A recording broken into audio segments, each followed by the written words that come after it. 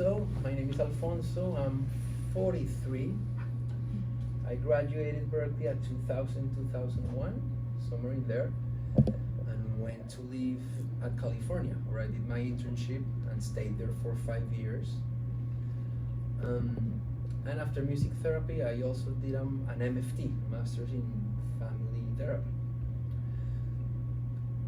So, and in 2007, I went back to Colombia with that, with my music therapy degree, my MFT. And for whatever reason, I felt like what I wanted to do was to separate both of my vocations, the music piece and the therapy piece, and with music just be like a recording artist, performing artist, and then with therapy be a psychotherapist. I've gotten back to music therapy every now and then. I worked at a hospital with children with cancer a few years ago as a music therapist, but mainly I've been doing regular talk psychotherapy. And my other main interest has always been, you could call it spiritual work, meditation, inner work, exploring different things like Buddhism, Advaita Vedanta, maybe, I don't know if those words are familiar, but it's different Eastern paths of self-inquiry. And that's where my interest in transpersonal psychology comes in, just blending Western psychology and Eastern schools of thought and inquiry. I remember at Berkeley my favorite class being Systems of Psychotherapy. I don't know if that still exists, maybe it's changed. Systems, you take a normal psych? That was a class where we studied the different main schools in psychology. Freud, humanistic psychology, transactional analysis. Well, there's many different things out there. So anyway, that's a little bit about me and my interests.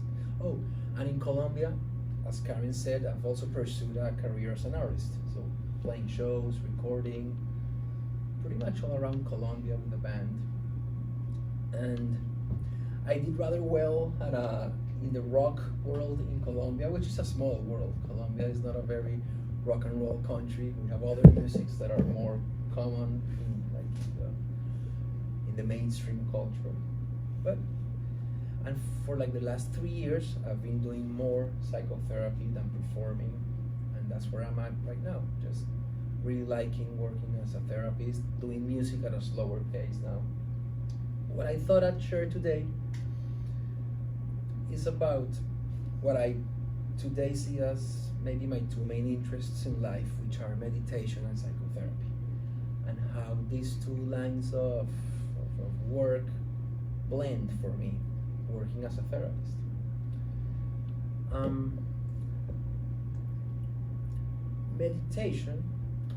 Meditation can mean many things.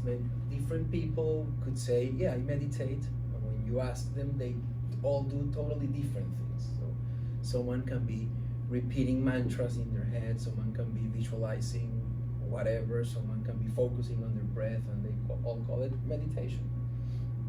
So to specify a little bit what I mean by meditation, it is a practice where I learn to cultivate a specific kind of relationship with myself, a specific kind of relationship with my feelings, my emotions, my body sensations, my thinking mind, my perceptions, where I learn to develop a specific kind of stance with my experience.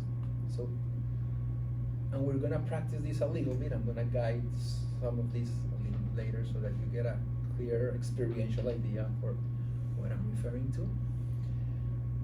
And psychotherapy is very similar in the principle of developing a relationship to the client, to the other.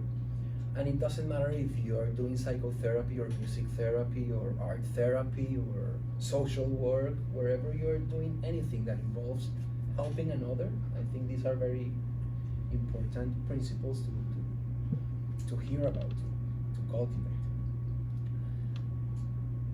In the world of psychology, I believe it was maybe Carl Rogers, one of the main people who who came up with this notion that the relationship itself is the main healing agent in therapy, just the relationship. I'm sure others before him also, but he probably, that was like his main thing. So more than developing a theory of the psyche, like in the case of psychoanalysis and Freud, where the main thing is probably the theory of the ego, the subconscious drives, and theory of the psyche. In his case, it was more a theory about the relationship. And he said, I don't know if you've studied him. You know who I'm talking about, Carl Rogers, or is he a new name? Carl Rogers. Okay, he's considered one of the founding people of humanistic psychotherapy. He said that in order for there to be good therapy, the therapist needed to bring to the relationship certain specific qualities in himself. I think he labeled them unconditional positive regard, empathy, congruence, like authenticity, genuineness. And he said if the therapist brings these qualities to the relationship, that provides a kind of field in which the client feels safe to unfold, to start finding his own way, her own way, their own answers, their own insights. The therapist just needed to provide this kind of ambience of acceptance, authenticity, and empathy. And from there, the whole therapy developed. So that's like the main contribution of Carl Rogers. Can I just jump in also? Of course, please. So again, those are the qualities that as a music therapist, we're also looking to provide that relationship. We talk about the difference between music education or just a musician playing music. It's the relationship that you develop with your clients. Yep. Yep. So another way to say that is that, and I believe this a lot in doing therapy, before, I mean, what you do is obviously very important, the strategies you use, the techniques you use, but before that, what's really important is how you are, the myself that I bring to the relationship. So that's like the starting point for therapy. And after that comes whatever happens in the therapist, whether I ask questions or stay silent, whether I use this technique or that technique, that all unfolds from first me as a therapist being there, being real, being open, having a non-judgmental or accepting awareness with the client. And we can also talk about meditation as a practice where I try to develop some specific qualities as well, with which I'm going to then relate to my own experience. Some of these qualities can be worded in a similar way as Carl Rogers did: acceptance, empathy to myself, but I'm going to talk them a little bit more in the case of meditation. So, what is there in common? Meditation and psychotherapy, in both cases, I talked about a relationship. In meditation, it's about a relationship to myself. In psychotherapy, it's about, or in any kind of therapy, music therapy, art therapy, it's a relationship to the client. So a relationship is always a dynamic between two, me and the client. In the case of meditation, that relationship is between what and what. It's an interesting thing to see. It's about awareness, or attention, or consciousness. Those words point at the same thing. And whatever I'm aware of, whatever I'm conscious of, like with my eyes open, this awareness enters into relationship with the sights that I see, the people I have in front of me. With my eyes closed, I can enter into a relationship with my body sensations, with my feelings. I can enter into a relationship with my mind, with my thoughts, just thanks to the fact that I'm aware of them. Just being aware implies relationship.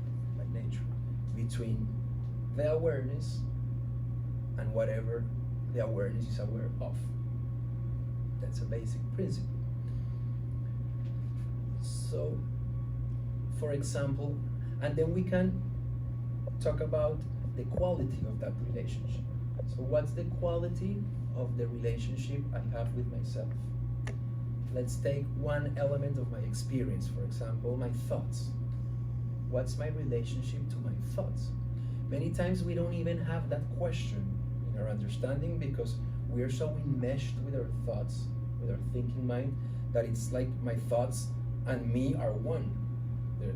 We don't stop to realize, oh, I'm not my thoughts, I'm the one who is aware of my thoughts. Therefore, there can be a relationship. We usually don't have that discernment.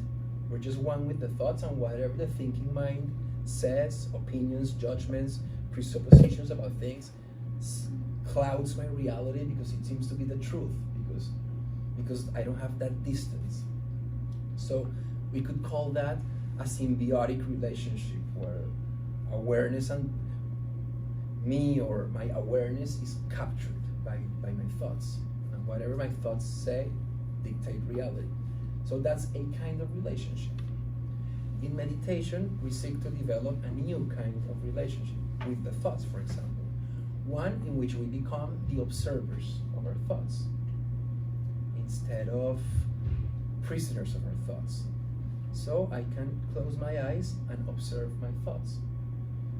And if there's a thought that goes like, oh, I haven't spoken English in a while, I'm going to do terrible, for example, I can stop and look at that thought and say, oh, I wonder if that's true, that thought. Maybe that's not real. In that moment, I have more distance, I have a more conscious relationship with the thought, one in which I can question the thought instead of being trapped by the thoughts and therefore become all anxious. No? So that's cultivating a new kind of relationship to this aspect of my experience called thoughts. That's actually the basis for a whole realm of psychology, which is cognitive psychology. People like Aaron Beck and Albert Ellis, because of this possibility of having a relationship with the thoughts, that's how they work, those people in cognitive psychology, questioning irrational beliefs, irrational thoughts, thoughts that make you suffer. Their whole therapy is about questioning thoughts, and it's awesome. I really like it. I used to go to the Albert Ellis Institute from time to time when I was here in New York. We can also have a relationship to our feelings. Is this making sense to people? This is awesome. Yeah. All right, thank you for asking. Maybe I went on a rant and I'm losing it, but good to check in this. So now that it's clear that awareness can enter relationship with whatever I'm aware of, let's talk about the qualities we want to cultivate in this awareness, which is what meditation is about. And I'm going to write some of these down, and then we're going to try to experience some of these. So, okay. If I do something horrible spelling-wise, let me know. Qualities. 2 L's? One L. 1 L. Is that right? Yeah, that's right. Qualities of awareness, attention, consciousness. So,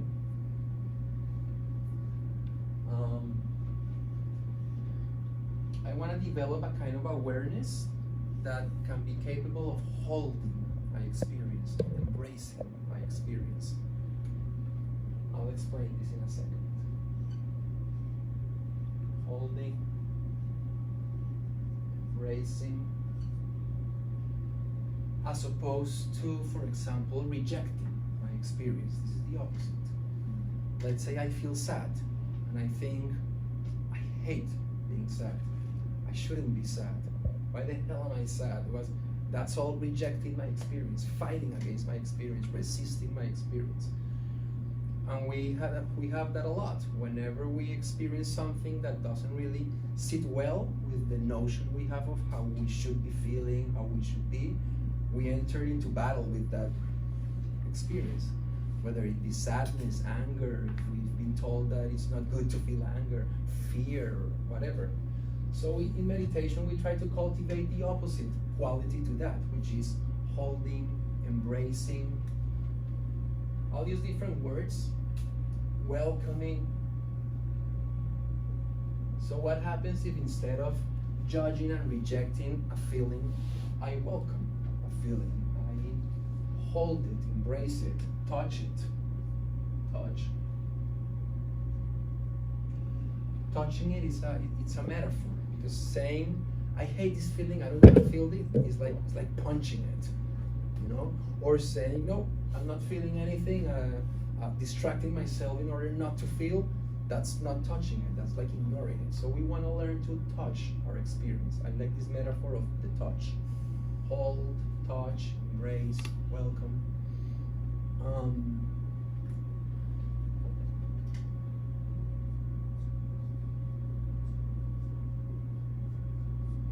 Another quality, these are like the qualities that Carl Rogers described for the therapeutic relationship, but I think these work better for the meditative relationship, and then we can extrapolate from one to the other. Curiosity is like, okay, what am I experiencing right now? What is this that I'm feeling? Whatever it is at any moment in my life, what is it? What's going on in my body? Is there tension in my muscles? Whatever it is. So a curious awareness, an embracing, welcoming awareness. And you can start using many different words, a loving awareness, a kind awareness. I'll write them down.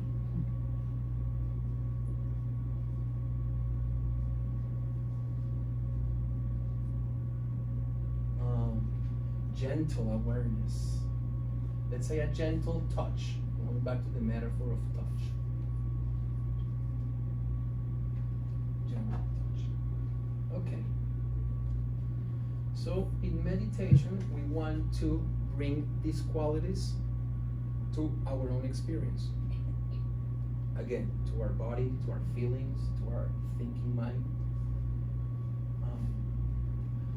Non-judgmental awareness.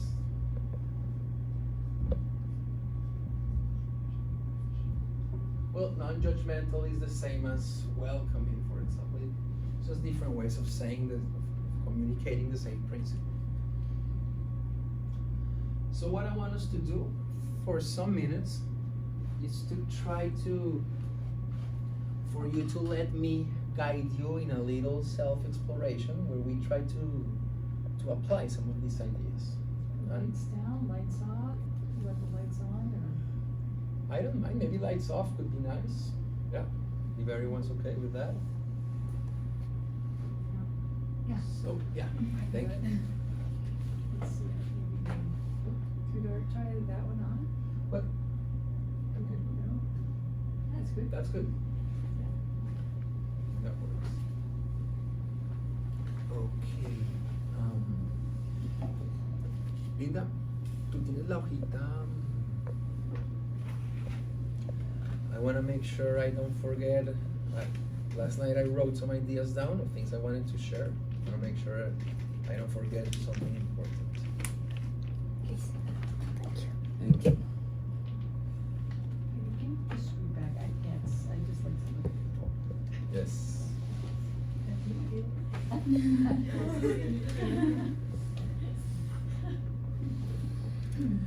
For example, in meditation, when they tell you things like repeat a mantra, which is a kind of meditation called TM, Transcendental Meditation, or focus your attention on a candle, or things like that, what they are trying to do is to give you one object where to focus the mind, so that the mind is not as crazy as it always is, just chattering all around, to give it something to do, make it a little bit single pointed. But there's other meditations that don't do that. As I said, there's many different ways to meditate. We're going to explore one particular way. This is something I like to do a lot with myself, which is like a general scan of my whole experience, starting with my breath, then going to my physical body and scanning my body, then going to whatever feelings or emotions I'm experiencing at the moment and scanning that, and then going to the thinking mind and applying these principles to each of these realms of experience. I feel that when I do that, it really calms me down, although that's not the aim. That's not the aim of meditation. Many people, when they meditate, say, it's so difficult to meditate, I can't meditate. Usually that's because they have an expectation. They think meditation is about quieting the mind, for example, which is impossible. No one can ever quiet the mind. That doesn't happen. Just like the heart pumps blood, the mind pumps thoughts. That's its nature. But we can develop a new relationship to the mind. Not quiet it, not choke it. Also, sometimes we think, I'm going to meditate because that's a way to become calm, to experience peace, and when that doesn't happen, then we feel frustrated. You know, I just meditated and I'm as anxious as at the beginning, so it didn't work. The problem was the expectation. Meditation is not about getting to anywhere special, calmness, or it's about developing a relationship to whatever is there. If anxiety is there, and if throughout my whole meditation there's nothing but anxiety, that's it. I'm trying to learn a new having to develop a new relationship to anxiety, to learn to touch it, to hold it, to embrace it in a new way, in which by doing that, the relationship changes. I mean, the relationship changes, the way I experience myself in that relationship changes. So, okay, so those are some general ideas. Get comfortable, where you can stay in a position for, I don't know, maybe 20 minutes or so. Maybe 4 hours or so. Karen told me we had up until 6 o'clock, so. Seven. No. 7, okay. No, I'm kidding. Okay, so get comfortable. And close your eyes.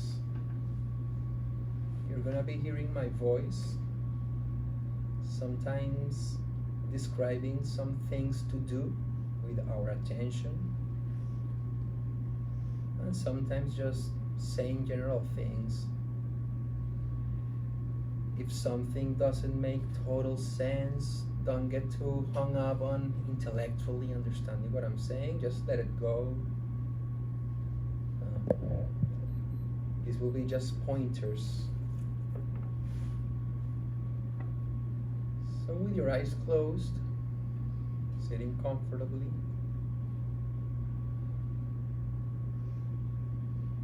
bring your breath to your awareness, or bring your attention to your breath, to your breathing. As soon as you do this, there's a new relationship between awareness and the breath. Probably they weren't touching each other before I said this. Awareness was somewhere else in my words, maybe. But now take your attention to your breathing.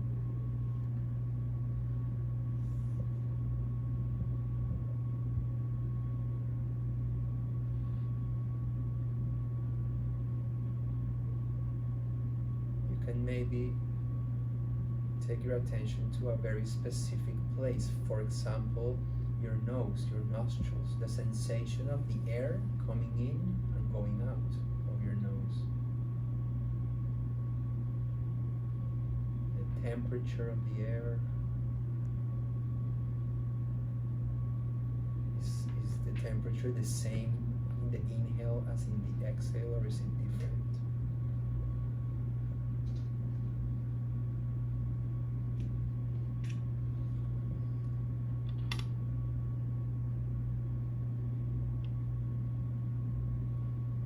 You don't have to breathe any differently than you would normally.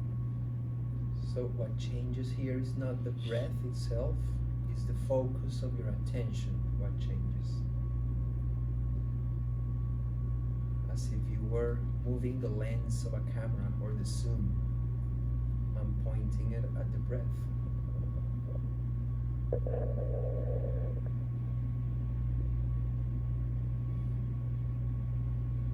And try to feel the breath. Not so much to think about the breath, not so much to have an image in your mind of a body breathing, but to feel the sensation as it happens of the breath. Maybe at the nose, or you could also try it at the chest perhaps, the sensation of the chest rising and falling with every inhale, every exhale.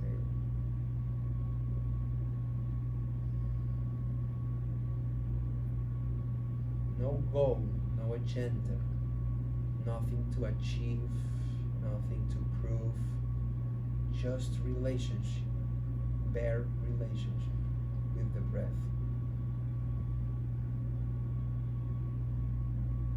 What for, if the mind asks? For nothing.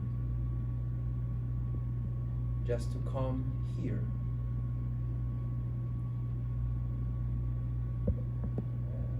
When a part of our attention is in our breath, that means a part of us is in the present moment.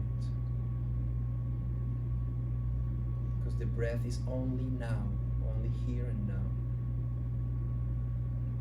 You cannot experience the breath you took 5 seconds ago, or the breath you're gonna take in a minute. It's just right now.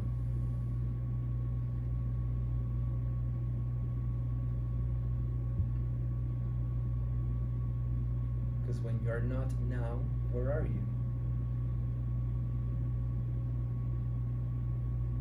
Stories about the future, stories about the past, judgments about the other, judgments about myself. All that mental activity constantly happening. So bring your attention to your breath, which is the same as saying bring yourself to right now.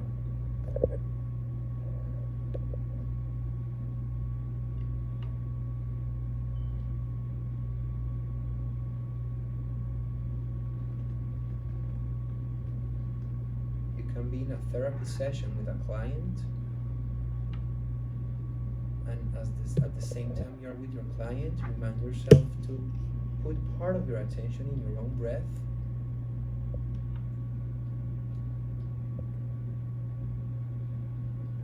That in itself could already bring you a new kind of presence. And this is a gentle kind of attention.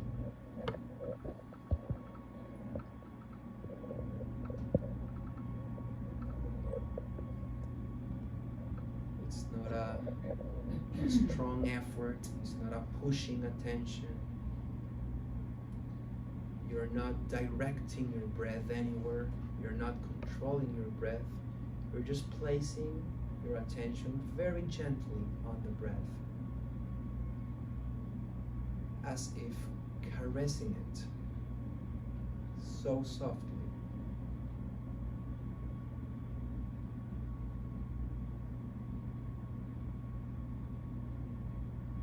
It's totally normal for your mind to wander, for you to suddenly catch yourself lost in thought. If that happens, no judgments, no criticisms of yourself, just bring yourself again and again gently to the breathing. Even if that happens every 5 seconds, that's fine. The more you bring yourself to now, to this breath, the more you exercise the muscle of attention, of awareness.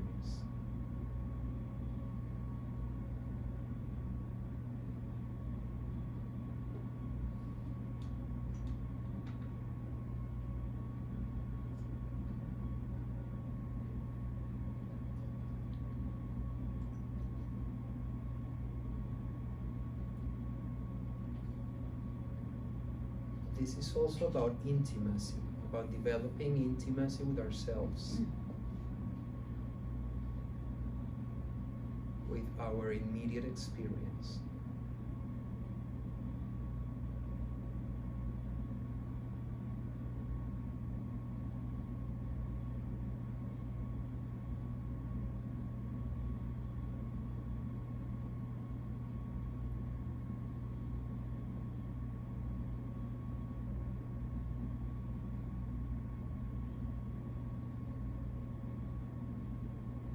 This is simple, but not always easy, because we're very used to the mind chatter, to that little voice always giving opinions, analyzing, commenting, narrating.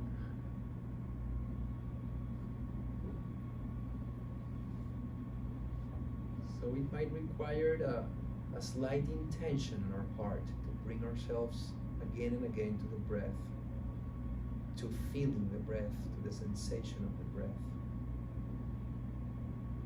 Either in your nose, in your chest, in your stomach, or overall in your whole body.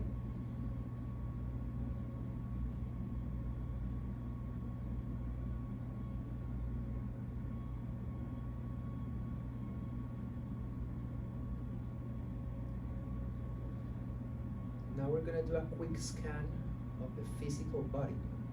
When our eyes are closed, our body is nothing more than a web of sensations.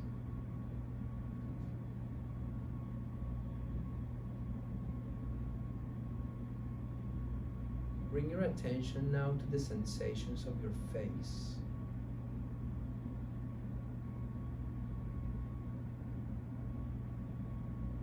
If any facial muscles are tensed or not. Just notice. This is about noticing. It's not about changing. It's not about fixing.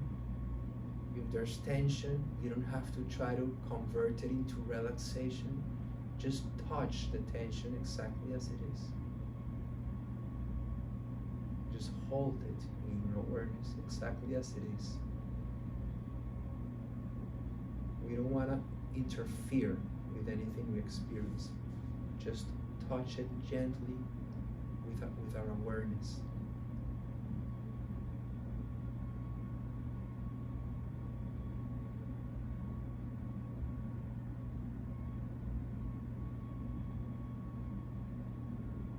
It's common for there to be certain tensions in the face because our face is the place where we send signals to the world, where we put on certain masks in certain contexts to feel safe, to be liked, all of that.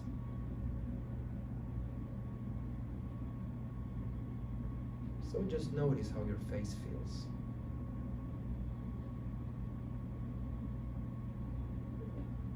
With no judgments, no right or wrong, no good or bad. Everything is as it is. Now come down to your throat and shoulders and notice how these areas feel.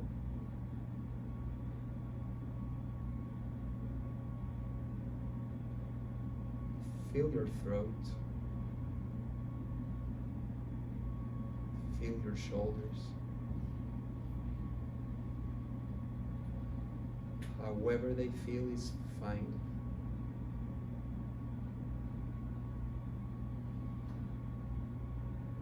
You're just offering your attention to these parts of your body with no agenda, with no desire to fix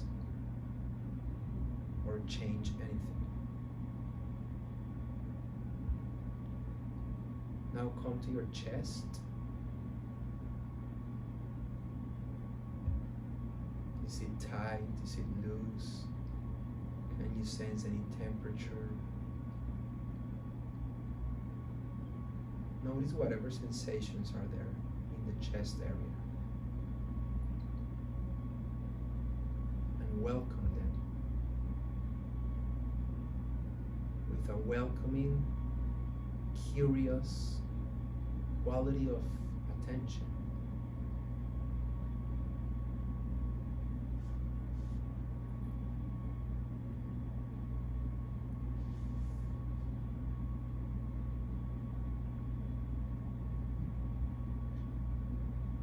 Now come down to the area of your stomach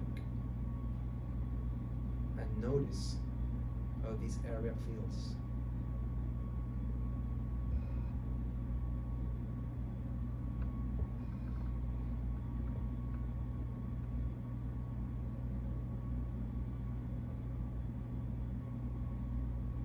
Also, are there any tensions? Places of holding, grasping? How are the muscles in your stomach? We usually don't enter a conscious relationship with these areas of our body until they hurt for some reason. Otherwise, they go pretty much ignored for most of our day. So let's just welcome them into our consciousness. A loving welcoming.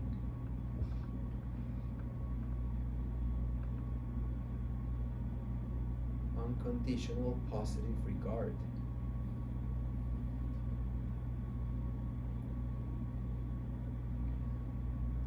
Now come down to your pelvis.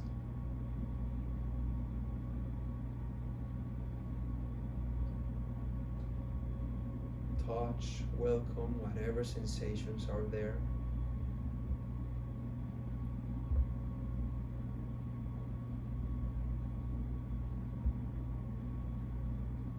In the same way you would want to touch and welcome whatever a client is expressing in a therapy session. With openness, without needing to change or control. Just welcome.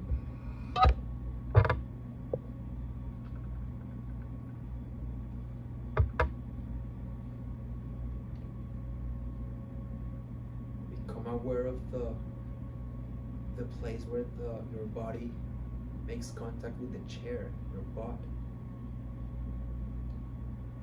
How that feels, that pressure.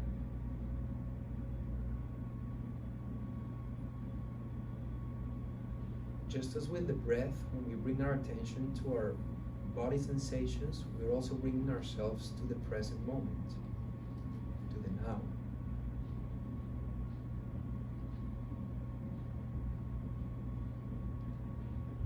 Go down your legs, your thighs, your knees, go all the way to your feet, sensing these sensations.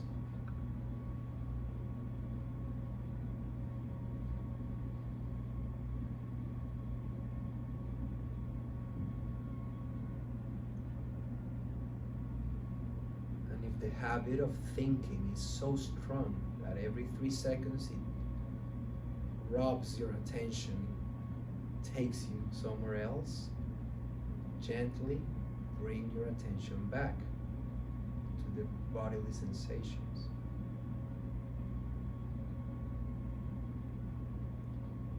Attention to the present moment is also like a muscle we train, and this is how we train it.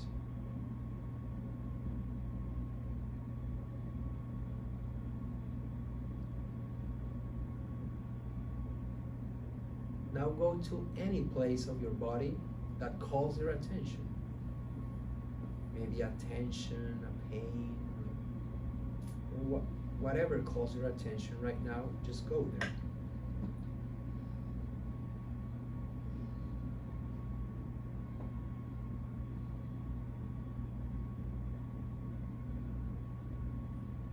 Like saying yes, hello to this area.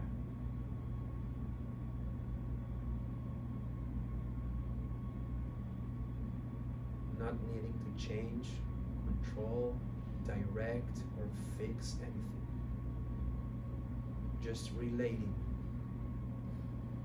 openly.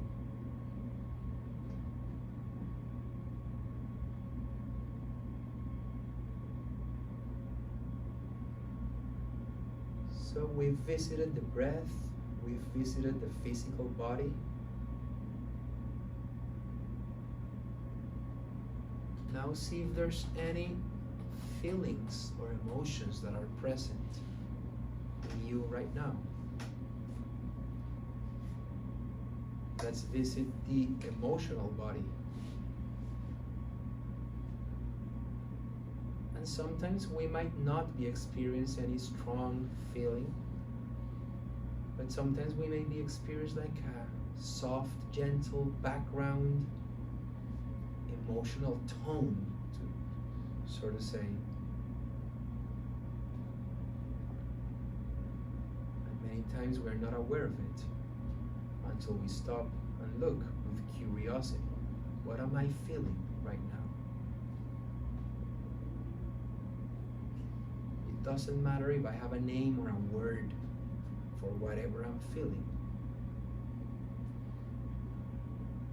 But what matters is that you can touch it.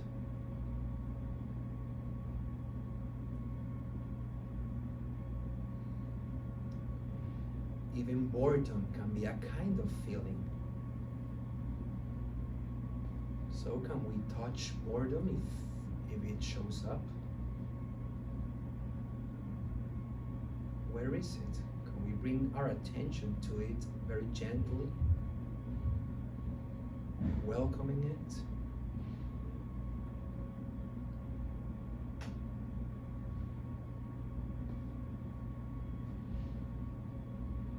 Or sometimes our emotional tone can be a bit nostalgic, or maybe a bit anxious, like on a rush and a hurry.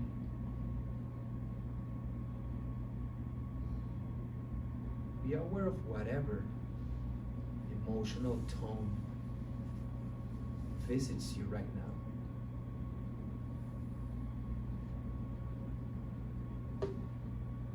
And the way you want to touch it, the way you want to touch any feeling, I'll use a metaphor again, is as if the feeling was like a baby and you want to caress it in such a soft way that you're not gonna wake up the baby. The baby, she's sleeping. And you're gonna caress her head so gently that you are not gonna wake her up. That's the softness and the tenderness with which we wanna be able to touch even our most difficult feelings eventually. Fear, rage, pain. As if these feelings were babies that just need our touching, gentle touching. They don't need for us to tell them, shut up and then I'll love you. Shut up, you shouldn't be feeling that. Because that's not a touch, that's more like a punch or a kick. We first touch, and then maybe they'll feel safe. We usually touch with aggressiveness whatever doesn't feel safe in us. Whatever feeling feels threatening, we want to avoid, we judge, we condemn. So that's not the relationship we're seeking to cultivate here. Whatever feeling is there, we want to embrace, welcome, and touch as if caressing a baby. And that's the way to make a feeling safe in us. We usually want for the other person to make our feelings safe in us. You change what you're doing and then I'll feel good. You shouldn't do that to me because I feel bad. That can be valid sometimes, but more important is for us to learn to become our own holding environment. And And we do that by the touch we bring to our feelings, the touch of our awareness. So touch whatever it is you feel right now. Pleasurable, uncomfortable, doesn't matter. We give the same touch to everything.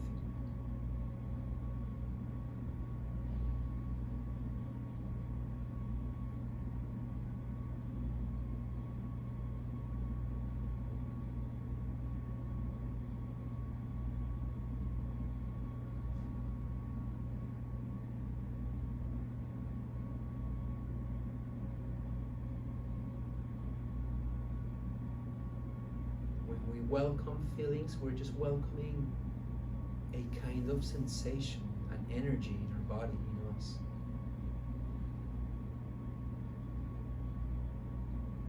They don't really define us. They are like visitors. And we open our doors for them to come in and leave whenever they please.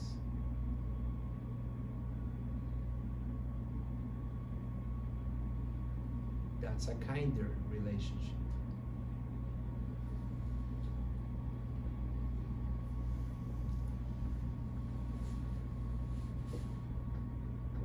Now let's go one last place. Take your attention to your thoughts. Become aware of your thoughts, of whatever the mind, the thinking mind is doing right now. Don't try to control it. Don't try to make it stop its chatter if it's chattering. It could be judging, it could be giving opinions. It could be saying, I love this, or I hate this, whatever. Just watch it with no judgment. Let it be free to say whatever it wants to say. But you are not this mind. You are the one who is aware of it.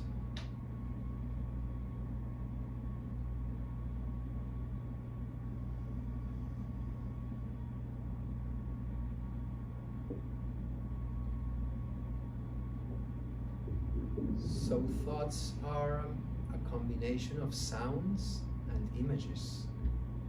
If you check with curiosity, that's what you'll find. Sometimes it's the sound of a voice saying things. Sometimes it's just images of places, people. So be curious about this phenomena we call thoughts. Like this constant movie theater that's always playing in our head.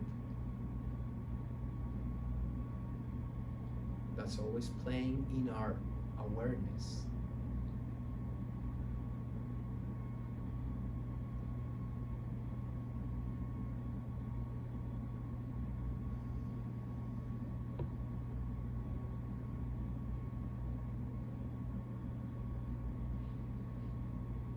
We want to be able to observe the mind without getting too involved in its contents.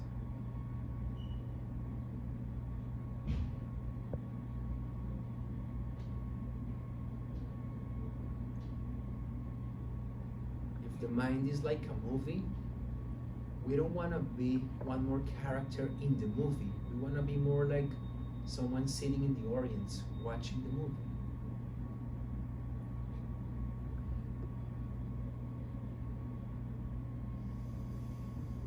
So who is it that is watching the movie?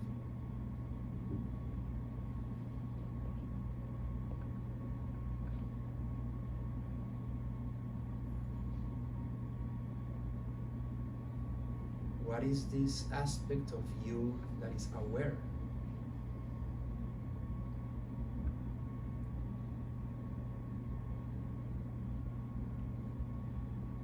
It's not a question meant to be answered intellectually. It's just just a pointer.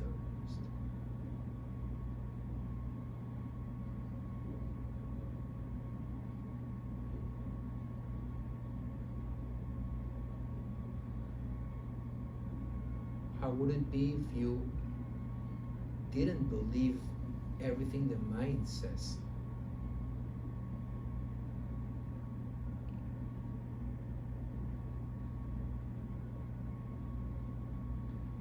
Our mind can't say, I'm good, I'm bad, I'm so smart, I'm so stupid, I should act differently, why am I alone, what's wrong with me?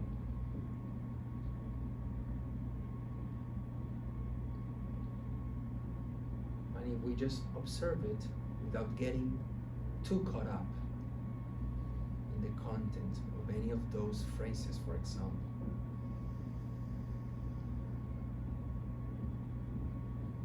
then the thoughts become like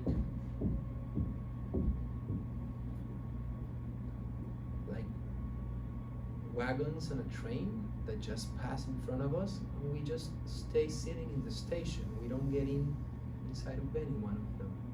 That's another metaphor for how we can start to develop this new kind of relationship to our thoughts.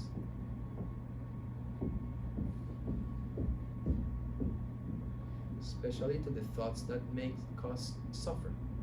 Because sometimes thoughts are beautiful, kind, creative, practical. That's great. But other times thoughts just create unnecessary suffering. And that's where we want to learn to become the witness of the thoughts, not the victim of the thoughts. A witnessing relationship. So bring yourself one last time to your breath. Connect once again to the sensation of breathing.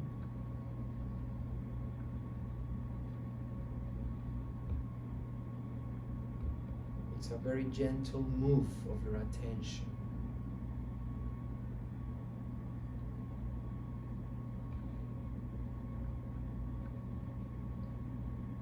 Teacher I know says the only power we have is the way in which we offer our attention to another and to ourselves.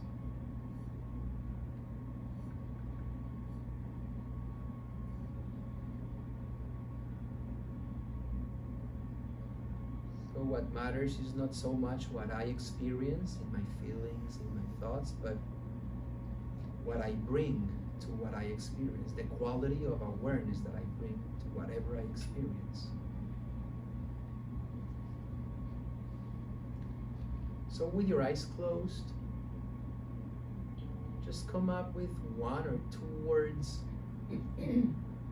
that maybe express or describe a little bit of what you are experiencing right now.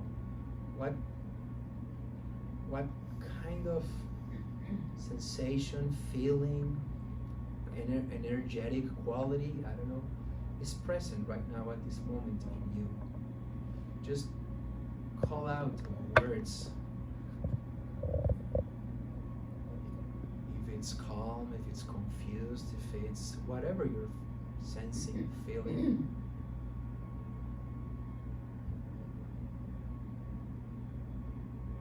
So I'll start. Presence.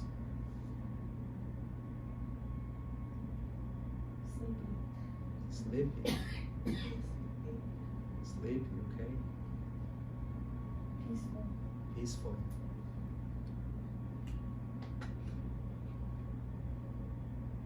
Ease. Ease.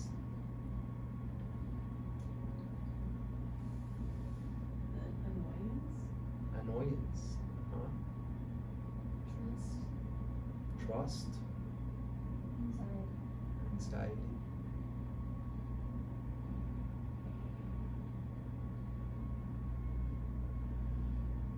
So whatever quality of experience is there, whether it be trust, annoyance, anxiety, See if you can touch it. See if you can bring your attention to that feeling without wanting to change it. See if you can welcome it without letting it create mental stories.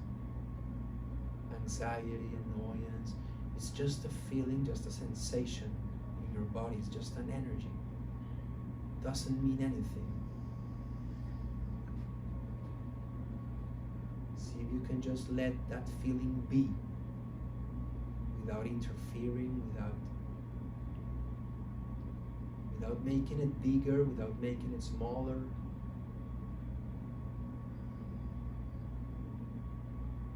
Like welcome it in the house of your consciousness.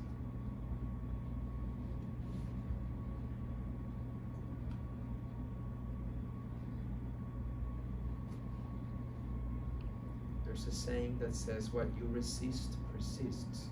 So with no resistance, just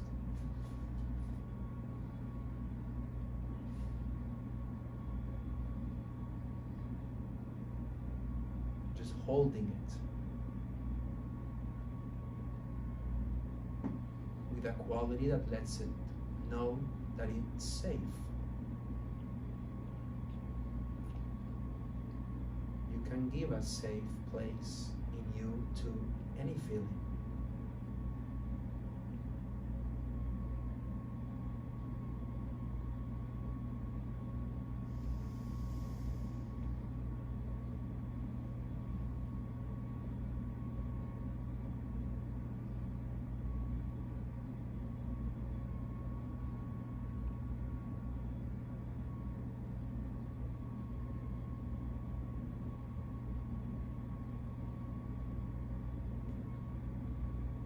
So it doesn't matter what's there, if it's trust, if it's peace, if it's anxiety, if it's anger.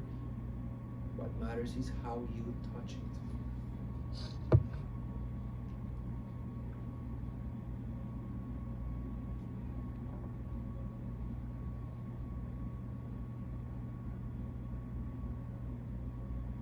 Any feeling is a temporary visitor. Doesn't have to define you.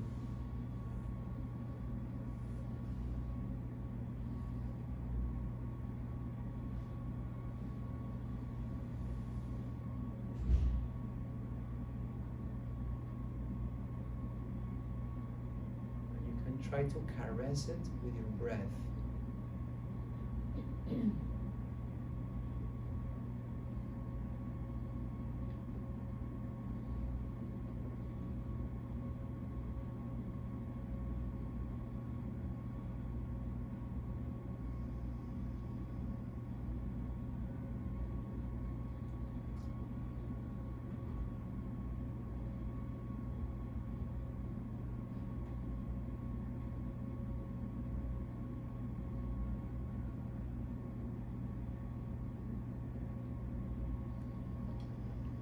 So take a few more breaths, conscious breaths. Whenever you feel like it, you can open your eyes.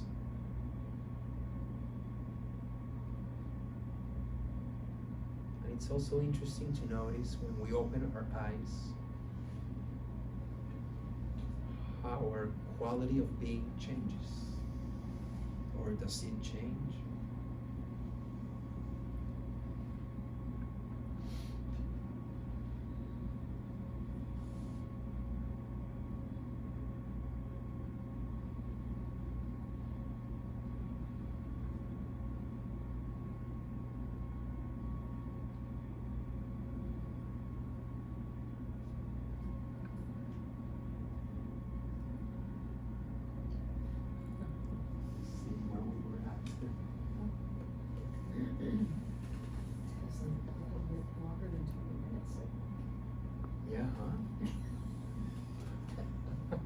Probably was close to 4 hours and 20 minutes. I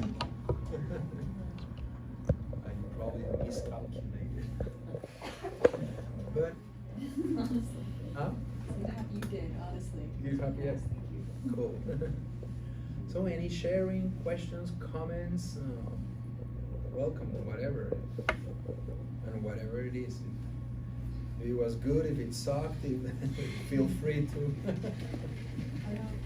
Sorry, I'm doing. So going into today, something hard happened to me this weekend.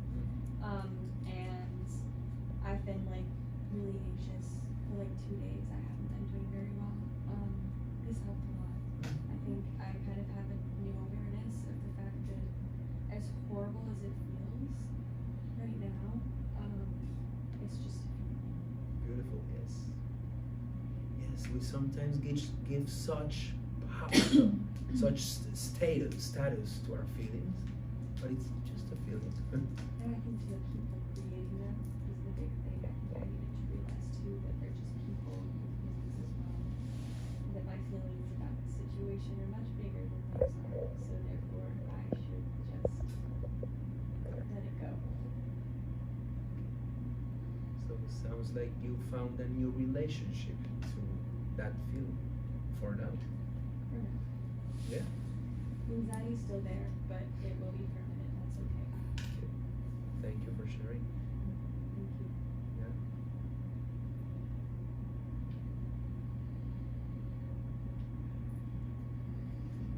You have a very calming presence, that it's that radical, unconditional acceptance that you put out into the room that makes it easy to accept what's happening. Okay. Okay. Thank you. I always, when I was a student, experienced that same thing with you, Karen. Sometimes I needed to talk, I was disturbed for something, and whenever you listened, I remember that, well, it was for me, yeah. This was like a vacation from Berkeley right now.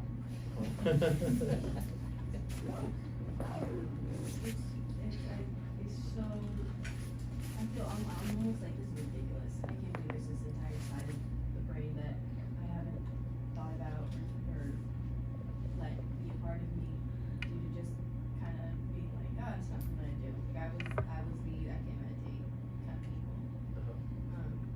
It's really, really wonderful to have a meditation that's so not about calming down or stopping anxiety and things like that, and it's so much more about accepting whatever's happening in your body and not having the expectations of what you're going to think about and feel is still a huge challenge, but this is the closest I've gotten to being like just accepting whatever happens. So this is wonderful. Thank you. Yes, meditation is more about embracing both our angels and our demons, not just calm, happy, peace, and no, it's about embracing also the shadow, the annoyance, the whatever is there, everything, learning to give it a safe place in us. And I know people have said it before, like I've heard it be done, but I've never had the thought in my head of like I had, I don't know if you guys had something similar, but this feeling of like, when you're accepting a part of you, you see it as the kid version of you, maybe, like I was thinking of the baby version of me, and then you said baby, and I was like, oh my god, and then, but it's just interesting how, at least in my mind, for the first time I'm putting emotions to ages, and it's super weird. And I'm like, oh no, now I gotta what, think about this? Like, read up, because it's interesting? Oh man. Yeah. Yeah. As you're putting my emotions to like, not ages, but like things. So I'd be like, oh, my anxiety is this little yippy chihuahua. And I need to like calm it down. Yeah. I don't know if that Yeah, makes yeah. any sense, but it was like, because I felt like if I went too deep into the idea of it's my younger self, I'd start bawling in class. So I was like, okay, chihuahua. Chihuahua is much better Right. idea. But what you're both doing in that case is you're personifying the feeling in a way that allows you to have a kinder relationship to it. Whether it's a baby or a chihuahua, it's much better if it's something that sucks and that's terrible. No, because then you couldn't be able to touch it. Yeah. Well, yeah, thank you for your attention. And just to